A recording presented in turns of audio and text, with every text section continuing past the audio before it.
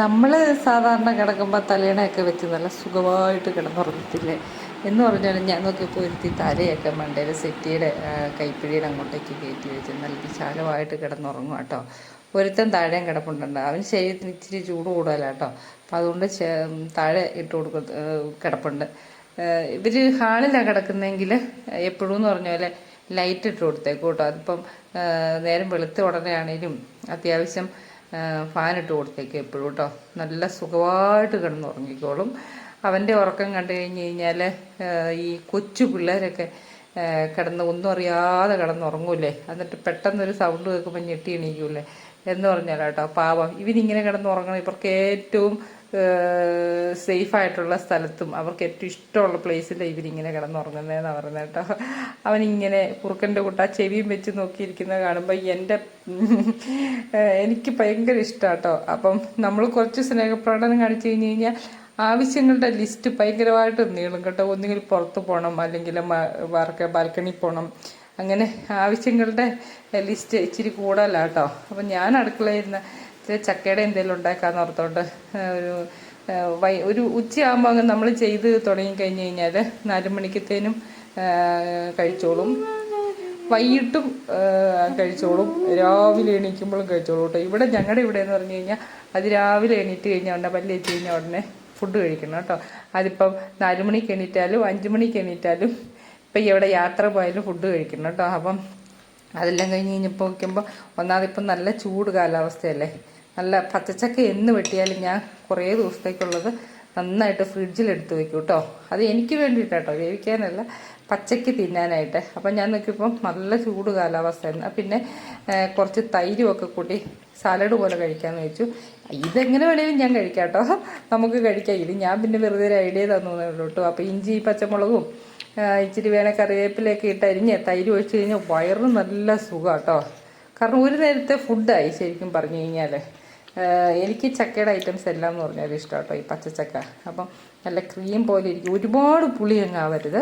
അപ്പം നമുക്ക് വയറിനൊക്കെ ഭയങ്കര തണുപ്പ് ഫീൽ ചെയ്യും കേട്ടോ, നല്ല സുഖമാണ്. ഞാനിതെല്ലാം ഇതിലപ്പുറം കഴിക്കും കേട്ടോ പച്ചച്ചക്ക. ഇതെല്ലാം ഉണ്ടാക്കി പെറുക്കി അങ്ങനെ ഇരിക്കും. എൻ്റെ കെട്ടിയവൻ്റെ പേര് പാട്രിക്കുന്ന കേട്ടോ, മനസ്സിലായോ? പാട്രിക്ക്. കാരണം 1 അല്ല 2 തവണ ഈ പാട്രിക്കിൻ്റെ പേര് പറയണം കേട്ടോ. അപ്പോൾ പുള്ളിക്ക് ചക്കയുടെ കട ഭയങ്കര ഇഷ്ടമാണ് കേട്ടോ. അപ്പം പുള്ളി കയറി ഇറങ്ങി ഇത് തിന്നോളൂ. പകലത്തെ അംഗമെല്ലാം കഴിഞ്ഞ് കഴിഞ്ഞപ്പോൾ കിടക്കാറാകുമ്പോൾ ഇവരെ ഒന്ന് മുള്ളിക്കാൻ കൊണ്ടുപോകുന്ന പരിപാടിയുണ്ട് കേട്ടോ. അവൾ എപ്പം വേണേലും പൊക്കോളൂ, അവളെ ഇന്ന സമയമൊന്നുമില്ല. അവൾക്ക് പോകണമെന്നുണ്ടെങ്കിൽ അവൾ വിളിച്ചോളൂ കേട്ടോ. അപ്പോൾ ഇവനെ വിളിച്ചിട്ട് ഇവൻ വരത്തേ ഇല്ല കേട്ടോ, ഇന്ത്യയിലെ വരത്തില്ല, നന്നായിട്ട് ഉറങ്ങിക്കൊണ്ടിരിക്കുന്നവനല്ലേ.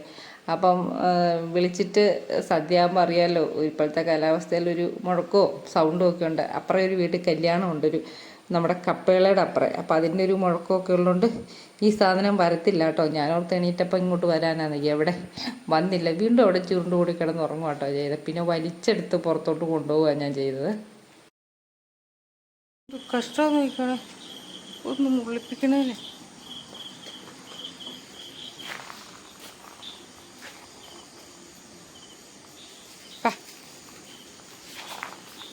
വാ വാ വാ വാടാ, കുരുമുളകൊക്കെ അവിടെ ഇരുന്നോളൂ. ബാ എടാ, അവിടെ ഒരു കല്യാണ വീട്ടിൽ പാട്ട് കേൾക്കുന്നല്ലാതെ വേറെ ഒന്നുമല്ല. ഇങ്ങോട്ട് വന്നേ, ഇവനെ ഒന്ന് മുള്ളിക്കാൻ കൊണ്ടുപോകണം, ഇത്രയും പാടാണോ? നമ്മുടെ ലാലേട്ടൻ്റെ പരസ്യത്തിൽ കേൾക്കുന്ന പോലെ ഉയരം കൂടും തോറും ചായയ്ക്ക് രുചി കൂടും എന്നല്ലേ പറയണേ, എന്ന് പറഞ്ഞ പോലെ കേട്ടോ. പാട്ടിൻ്റെ വോളിയം കൂടും തോറും അല്ലെങ്കിൽ ഇടി മുഴങ്ങും തോറും അവൻ റിവേഴ്സ് ഗിയർ അവൻ കൂടുതൽ ആക്റ്റീവ് ആക്കിക്കൊണ്ടിരിക്കും കേട്ടോ. പുറകോട്ട് തന്നെ നീങ്ങിക്കൊണ്ടിരിക്കുവാണേ.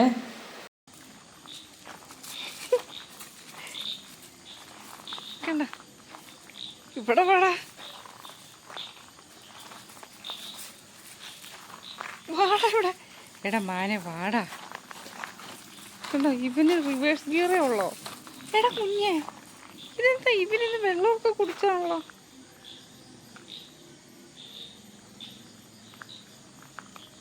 അവിടെ ഒരു വീട്ടിലെ കല്യാണ വീട്ടിൽ നല്ല പാട്ട് നടക്കുന്നുണ്ട്. എന്നാ പിന്നെ അവൻ കയറി പോട്ടെ. ഇതേ പോണു കണ്ടോ.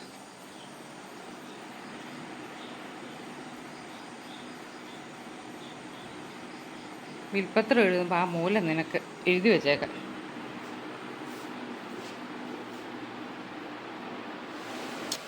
ഞാനവിടെ ബുക്കേൽ കുത്തിക്കുറിച്ചുകൊണ്ടിരിക്കുമായിരുന്നു കേട്ടോ.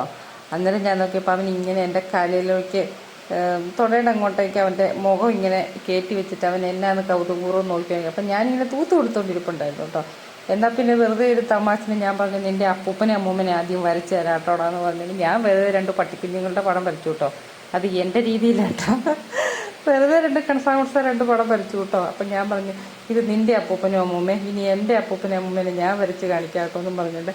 പണ്ട് ഞങ്ങൾ ഡ്രോയിങ് പഠിപ്പിച്ചുകൊണ്ടിരിക്കുമ്പോൾ സാറ് എളുപ്പത്തിന് പല നമ്പറും കാണിച്ചു തന്നിട്ടുണ്ട് കേട്ടോ. ഞങ്ങളെ ഡ്രോയിങ് ഹൈസ്കൂളിൽ പഠിപ്പിച്ചുകൊണ്ടിരുന്ന ഒരു ബാബു സാറെന്നും പറഞ്ഞുകൊണ്ടൊരു ഒരു എന്നാ പറയുക, ഒട്ടും വണ്ണമൊന്നും ഇല്ലാതൊരു ഒരു സാറായിരുന്നു കേട്ടോ. നന്നായിട്ട് പടം വരയ്ക്കും കേട്ടോ. ഇപ്പം അടിമയിലാട്ടോ താമസം.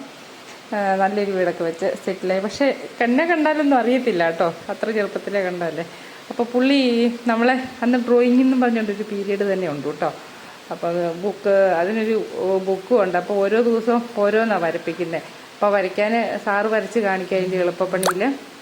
എന്നിട്ട് പിറ്റേ ദിവസം വരയ്ക്കാനോ പിന്നത്തെ ക്ലാസ്, അതായത് ആഴ്ചയിൽ ഒന്നാണുള്ളത്, പിറ്റത്തെ ആഴ്ചത്തെ ക്ലാസ്സിൻ്റെ നമ്മൾ വരച്ച് കാണിക്കണം കേട്ടോ. അപ്പോൾ ഈ എളുപ്പപ്പണിക്ക് കാണിച്ചു തന്നേക്കുന്ന അപ്പൂപ്പനെ വരയ്ക്കൽ, മതിലിൻ്റെ അപ്പുറം കൂടെ നടന്നു പോകുന്ന ആന, ഇതൊക്കെ സാറ് വരച്ച് നമ്മൾ എളുപ്പത്തിന് ഇങ്ങനെയാണ് കാണിക്കുന്നത്. മതിലോർണ്ണ നീളത്തിൽ വരച്ചിട്ട് മേളിലൊരു ഇച്ചിരി നീളത്തിലുള്ള വരച്ച് കഴിഞ്ഞാൽ ആനയായി എന്നൊക്കെ പറഞ്ഞുകൊണ്ട് 6 പോലെ വരച്ചിട്ടത് 3 അതിൻ്റെ ഇടയ്ക്ക് വരച്ച് കഴിഞ്ഞാൽ പൂച്ച, അതിൻ്റെ മുണ്ടി തല എന്നൊക്കെ പറഞ്ഞുകൊണ്ട് എളുപ്പത്തിൽ ഞങ്ങൾ പിള്ളേർ സെറ്റർക്ക് വരച്ച് തരും കേട്ടോ. അപ്പോൾ അതുകൊണ്ട് ഞാൻ ചില സമയം എന്തെങ്കിലും ബുക്കിലെ കണക്കോ അല്ല എന്തെങ്കിലും കാര്യങ്ങൾ ഇങ്ങനെ ഈ ഫാനിൻ്റെ കീഴിൽ ഇവരുടെ അടുത്തിരുന്ന് ഞാൻ എഴുതും കേട്ടോ.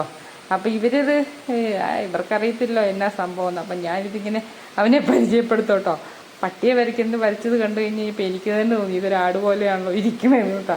പിന്നെ അപ്പൂപ്പനും അമ്മൂമ്മയും ഓക്കെ ആയി കേട്ടോ. കാരണം ഒരു 5-6 പല്ലും ഒരു മുട്ടത്തലയും ഒരു ഉടുമിയൊക്കെ കെട്ടിക്കഴിഞ്ഞാൽ ഓക്കെ ആവുമല്ലോ. അവർ പടക്കം പൊട്ടിക്കാൻ തുടങ്ങിയിട്ടുണ്ട്. പൊന്നു മകനെ കല്യാണ വീട്ടിലൊക്കെ ആഘോഷങ്ങൾ മെത്തിച്ചു വരിക. കേൾക്കാവോ നിങ്ങൾക്ക് സൗണ്ട്? കണ്ടോ അവൻ്റെ മുഖം കണ്ടോ പോയേക്കുന്നേ? ചെറിയ ഇനിയിപ്പം അവൻ ചെറുതായിട്ടൊന്ന് ടെൻഷനൊക്കെ അടിച്ച് തിരിഞ്ഞും മറിഞ്ഞുമൊക്കെ കിടക്കുകയുള്ളൂ കേട്ടോ. ഭക്ഷണവും കിടക്കാറാകുമ്പോൾ ഒരു കുഞ്ഞുവായൊക്കെ കൊടുക്കുന്ന അതും ഒന്നും കഴിക്കത്തില്ല. അപ്പോൾ എണീറ്റ് അങ്ങോട്ടും ഇങ്ങോട്ടും മാറി മറിച്ചും അങ്ങനെ അങ്ങ് കിടക്കുകയുള്ളൂ കേട്ടോ. അവനെ ഇനി ഒന്നിനും പ്രതീക്ഷിക്കേണ്ട, അവൻ അവിടെ സെറ്റിലായി. ഇതെന്തൊക്കെയാണ് ഞാൻ കഴിക്കുന്നതെന്നറിയാവോ? 5:30 ആയപ്പോൾ ശാപ്പാട് കഴിഞ്ഞു കേട്ടോ. എന്നതാ ഈ ചക്കയുടെ അട കേട്ടോ ഞാൻ തിന്ന, അതിൻ്റെ ഇല മാറ്റിയതാണേ. അപ്പോൾ ഇപ്പോൾ ഒരു 9 മണി കിടക്കാറായപ്പോൾ വിശത്തു. അവരെയൊക്കെ ഒന്ന് കറക്കി ഞാനിപ്പോൾ ഭക്ഷണം കഴിക്കാം കേട്ടോ. ചക്കയുടെ ഇട, ചക്കക്കുരു മാങ്ങ മുരിങ്ങയും ചാറ് വെച്ചത്, മത്തി പിച്ചത്. എപ്പടി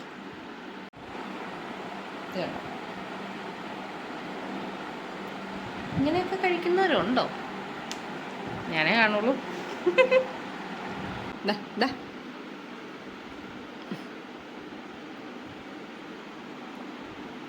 ഇനിയിപ്പോൾ ഇവൻ കഴിക്കത്തില്ല കേട്ടോ, പടക്കം പൊട്ടുന്ന കേട്ടോ. അതുകൊണ്ട് അവൻ ഇനിയിപ്പം കഴിക്കില്ല. പക്ഷെ അന്നേരം ഇവള് കഴിച്ചോളും. ഇട്ട് തരട്ടെ.